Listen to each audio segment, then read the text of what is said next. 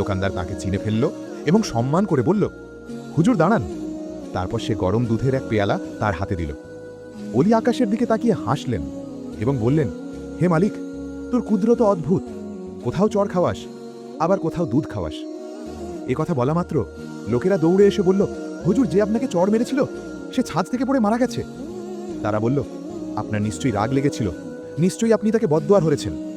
অলি বললেন, আমি কোনো বদদোয়া করিনি, তবে বলো তো সে কিভাবে মারা গেল? লোকেরা বলল, সে ছাদ থেকে পড়ে মারা গেছে।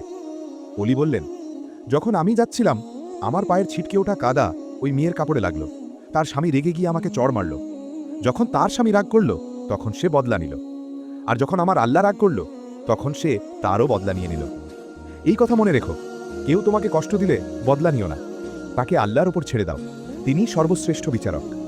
যদি এই ঘটনাটি আপনার হৃদয় ছুঁয়ে যায় তাহলে চ্যানেলটিকে সাবস্ক্রাইব করুন।